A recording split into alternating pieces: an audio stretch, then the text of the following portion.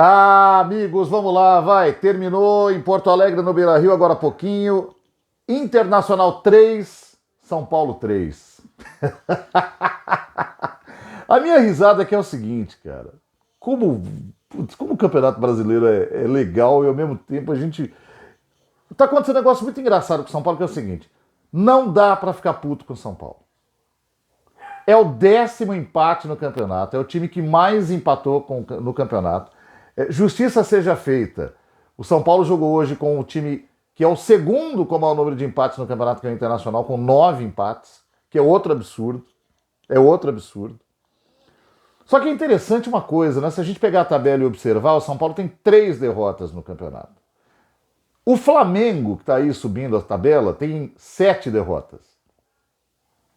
O Palmeiras, que é o líder já há bastante tempo, também tem 3, como o São Paulo. Bom, outros times têm mais, tem 4, estão acima do São Paulo.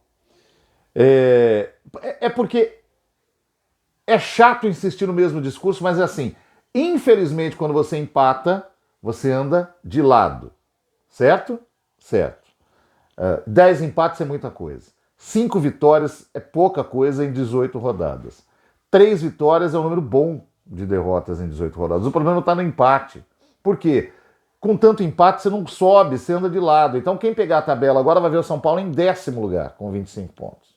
Porque o Santos está ganhando do Botafogo. Não sei se o Santos vai sustentar a vitória lá, mas nesse momento está ganhando. Nesse momento em que eu gravo o vídeo aqui.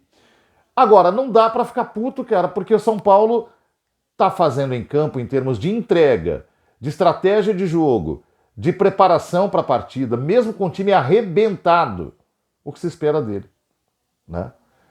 E todo jogo a gente tem uma explicação. Por exemplo, domingo empatou em casa, não podia, mas como é que você vai desqualificar um jogo como aquele 2-2 São Paulo e Fluminense com os dois times jogando bem? Aí você vai para as coisas excludentes, que é o gol que o Patrick perdeu, o gol que o Luciano perdeu no segundo tempo. Mesma coisa hoje. Se a gente pegar o jogo de hoje só para analisar o que aconteceu dentro de campo, e veja, o Internacional também fez uma boa partida. É bom que se diga. Mas se fosse 3-0 para o São Paulo com o Inter jogando bem, não seria um absurdo. Porque, vamos lá, o que possibilitou ao São Paulo tomar 3 gols, se o São Paulo jogou tão bem? O lado direito da defesa do São Paulo estava completamente aberto, uma avenida, uma coisa assim, venham, promoção para hoje, pode entrar por aqui, senhor, não precisa nem apresentar seu bilhete. E com detalhe, lado esquerdo livre, explorado por um jogador do Internacional que reputo de um grandíssimo futuro, que é esse Pedro Henrique. É um jogador, esse jogador a gente vai ouvir falar muito dele ainda e vai estar em seleção brasileira e vai para o exterior logo, porque o Internacional acho que não tem condição de segurar. E aí o cara sambou lelê daquele lado toda hora, né? Essa avenida do lado direito propiciou ao Inter chegar muito fácil à área de São Paulo. E aí vem o segundo fator. Infelizmente, o goleiro de São Paulo, substituto do Jandrei, que já não é um goleiro espetacular, enfim, mas teve uma grande noite contra o Palmeiras, pegou pênalti lá na decisão da Copa do Brasil, se machucou domingo, teve que sair. O Thiago Couto tomou 3 gols, 2, né? 2 frangos. Primeiro gol, o próprio Pedro Henrique cabeceia e a bola bate no corpo dele, quando ela dá a impressão que ela sobe para entrar no gol, você fala, ele vai pegar, ela bate na mão e entra. O segundo gol é aquele gol que o bateu, levou, né? É o bateu, levou. Né? E o terceiro gol foi de pênalti, mas o pênalti que ele cometeu foi juvenil. Ele sai no pé do atacante do Internacional, até com algum arrojo para ir atrás da bola, mas chegou atrasado e derrubou o atacante do Internacional. Pênalti, 3 gols para o Internacional.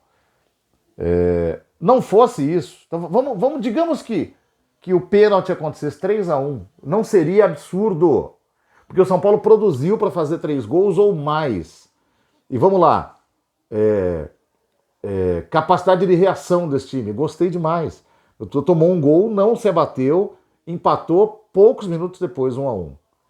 Tomou o segundo gol, não se abateu, correu atrás e empatou poucos minutos depois, 2-2. E no segundo tempo, o São Paulo começa de novo indo para cima do Internacional e bela cabeçada do Luciano, 3-3. O jogo foi de muita qualidade, porque o Internacional hoje tem bons jogadores. O Mano parece que recuperou um pouco da boa capacidade de treinar um time. O time está jogando bem. Agora, é um time que tem uma defesa que fica muito exposta em alguns momentos. O miolo de zaga aqui não é dos melhores, né? E facilita muito a entrada dos atacantes. E o São Paulo, em termos de conjunto, de posse de bola, jogou muito bem hoje. E o São Paulo conseguia chegar com alguma facilidade. Aí teve um momento no segundo tempo em que o Internacional fez um pouco mais de pressão. Foi quando o Rogério Ceni colocou em campo o Éder no lugar do Nicão, que machucou. O Igor Gomes entrou bem, veio do banco. Diego Costa também entrou no meio da partida, estava no banco para descansar. O Wellington entrou e deu aquela velocidade que o time... se bem que velocidade já tinha no primeiro tempo com o Marcos Guilherme, depois eu vou falar sobre isso. E o São Paulo teve algumas oportunidades com o próprio Wellington, um gol que não se perde, mas ali faltou a malícia, a experiência, né, do cara que sabe exatamente o que está fazendo ali, né? E ele ficou entre tocar, você percebe claramente que ele ficou entre tocar e chutar, e não fez nem uma coisa nem outra, e quando resolveu chutar, aí você não executa direito, facilitou o trabalho do Daniel, goleiro.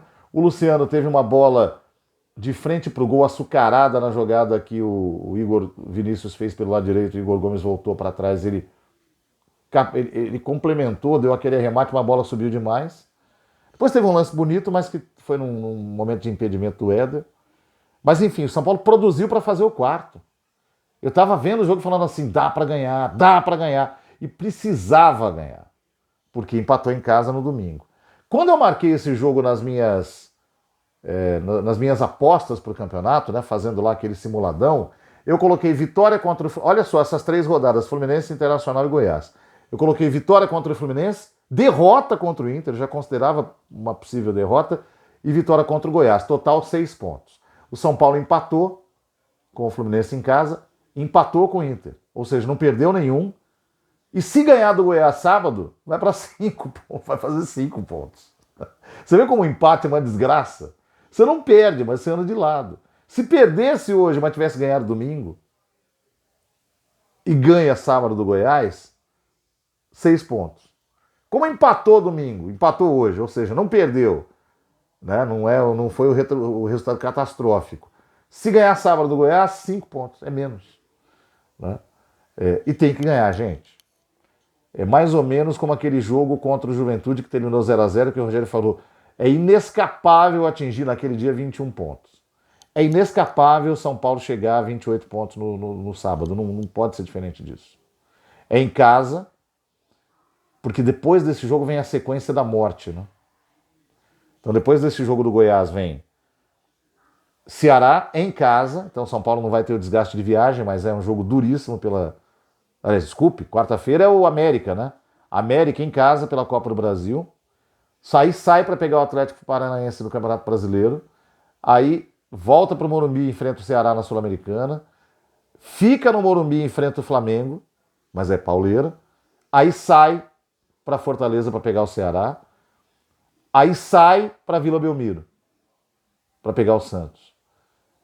Aí sai de novo para Belo Horizonte para pegar o América. E aí volta para o Morumbi para enfrentar o Red Bull. É uma sequência mortal, incluindo aí os 3 campeonatos brasileiros, Copa do Brasil e Copa Sul-Americana. E o time sem jogador, cara, é uma pena. Marcos Guilherme reestreou hoje pelo São Paulo, nunca foi um craque, mas é um cara de muita disposição. O Rogério botou ele numa gelada, porque escalou ele de ala pelo lado esquerdo. Eu acho que ele deu conta do recado. Ele ajudou muito o time ali pelo lado esquerdo com jogada de velocidade. Fez passagem, troca com o Nicão ali por aquele lado. São Paulo jogou bem por aquele lado no primeiro tempo. Agora, eu preferia que ele fosse o atacante pelo lado direito com o Wellington jogando pelo lado esquerdo. Mas ok, de novo, assim como no domingo, não estou contestando. O Rogério fez isso porque ele precisa descansar os caras porque não tem time. Tem meio time quebrado ainda. Hoje voltou o Colorado. Aliás, o Colorado já voltou domingo, mas não entrou em campo. Mas ainda tem muita gente fora. Tem Miranda, tem Jandrei, Arboleda não volta, Luan não volta. Alisson, ninguém sabe, ninguém viu. Patrick estava no cartão amarelo, o Calera estava no cartão amarelo, esses aí vão voltar sábado. Você tem Reinaldo machucado, tem um caminhão de jogadores que não está em condição de jogar, mas o São Paulo vai ter que enfrentar essa sequência no laço. Então, de novo, assim como no domingo, se a gente considerar a hecatombe que se abateu sobre o Morumbi, com tanto desfalque, mais uma vez o São Paulo foi grande, gigante, mas poderia ter ganhado o jogo, né?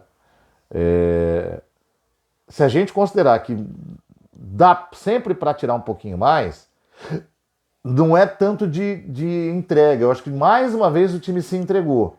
É detalhezinho que precisa corrigir. Por exemplo, o São Paulo perde muito a bola em troca de passos no meio de campo e proporciona ao adversário a possibilidade de chegar ao seu campo de defesa. E ao chegar atrasado, o São Paulo faz falta. E eu falo há 200 anos, o pior tipo de falta que você pode fazer é aquela no seu campo de defesa, perto do bico da área, que possibilita você cruzar a bola curta e o atacante do adversário entrar no meio da sua zaga e normalmente ter muita chance de gol. O que o São Paulo proporciona desse tipo de lance nos seus jogos é um absurdo. É um ajuste fino que, se melhorar isso aí, já é alguma coisa. Precisa ganhar sábado. Precisa ganhar sábado. Precisa ganhar sábado. Não tem conversa. Mas não dá pra meter o pau no São Paulo, pô. O time tá jogando bem. Mas tem que parar de empatar. Vamos, São Paulo. Valeu.